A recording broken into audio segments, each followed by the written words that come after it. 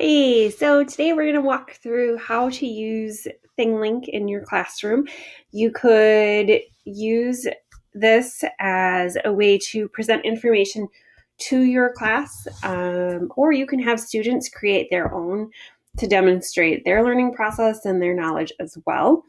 So after you go to ThingLink, you are going to create your account, and then this is the welcome page. And when we're on the welcome page, it's just going to give you some inspiring project ideas. And so you can see that there's a few here. So I'm just going to, let's click on documenting the learning process. Nope, we don't want to do that. Okay, so this is a virtual museum tour. And so when we see this on a ThingLink, your background is going to be either a video or an image. And so that's the background. And then you're going to overlay with some different icons that will lead you to different pieces of information that relate to this image. So if we click on that icon, we can see it's going to bring us to this map. And when it brings us to this map, we can see all kinds of different icons all over our page. And so if I click over this one in Africa, it's going to bring up this little image here with a link to a story. If I click on the movie symbol, it's going to bring up a little image with a little blurb, and then you can watch the videos. As you can see over on the right hand side, there's a little book with the microphone volume sign, and so that is an immersive reader. So if you have a student who needs some support with reading, if they click on that, it will read to them whatever text is there. So this is kind of just an idea, and if you want to see more, you can click, go back to your home screen, and up at the top you can see Explore, and there's all kinds of different pieces. And you can just search for things. There's tons of them already out there, so you might not even have to create one. Maybe one is already done for you that you could just use. But we are going to, if I look at my media, so I have some sample backgrounds in there that are already stuck in for me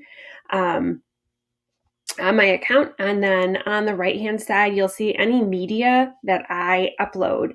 I can click on that. I have none uploaded yet.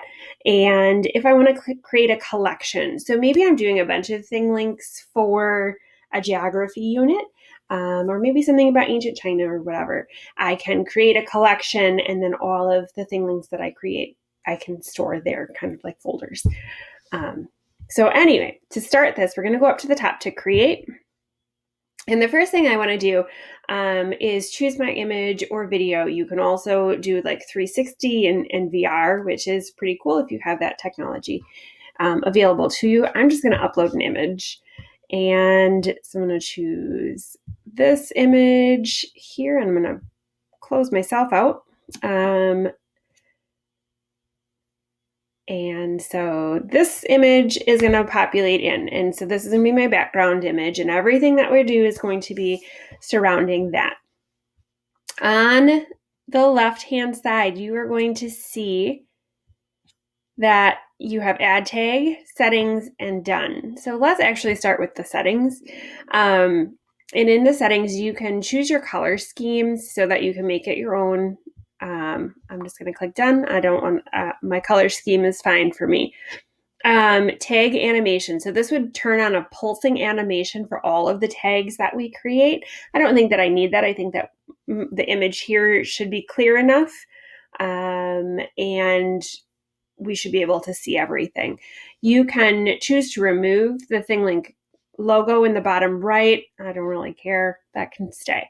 And then upload audio. So this, you can upload sound effects, you can upload music and narration, and any of those pieces. I don't have any of that I feel like I need to upload with this one as of right now. So what I want to do is just click on done then. And then I'm going to click on add tag. And so this is where you're going to start creating your content.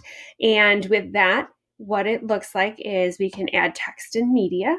We can add just a text label. We can add content from a website, or we could create a tour. So we're going to choose to do add text and media right now.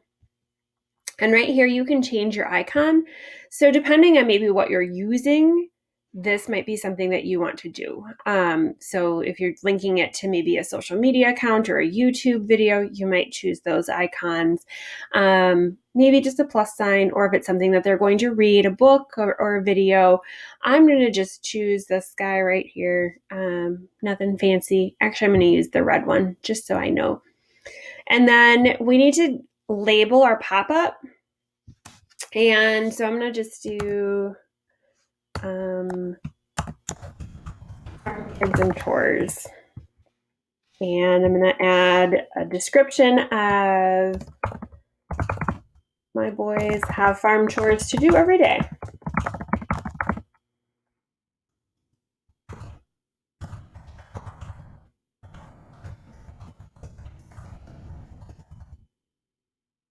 And then I can choose to link that to a URL,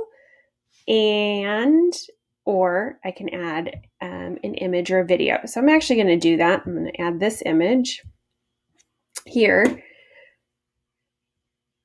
and it's going to pop up with my image. And then I grabbed this article about farm kids and chores, and I want to include that there. And as you can see, after I included that, the button pops up and it'll take you to that article. You can also add multiple articles, which is nice. Another piece of this is that you can keep adding, but you can also upload audio. So if you click, this is showing that it is recording me talking about this pop-up. So here I could be giving more information about why farm kids should have chores and the benefits of that, etc. And then when I'm done, I just need to click on that microphone again that's pulsing.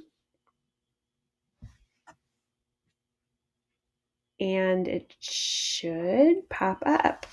If I need to delete this one, I just go down to delete. And you'll notice that the immersive reader pops up, which it automatically do. So as I look this over, I think I'm good. I'm going to click on done. And I can see this is where it placed it. Now, if you don't want it placed there, then you can choose to you can move it. They're all going to place in the center. So you do need to be aware of that. I'm just going to pop him here. And then I want to add in another one. I'm going to just add in this as just a little text. I'm going to talk about pasture-raised animals and just leave it like that. And so then when I see that, it pops up like that. When I will have to click on this one for it to actually show. And I'm going to just pop that over there on that cow. And then I want to click on add tag. I want to add content from a website. And I'm going to use this video. And we'll see if that works. Perfect. So then I'm going to change my icon actually to a video.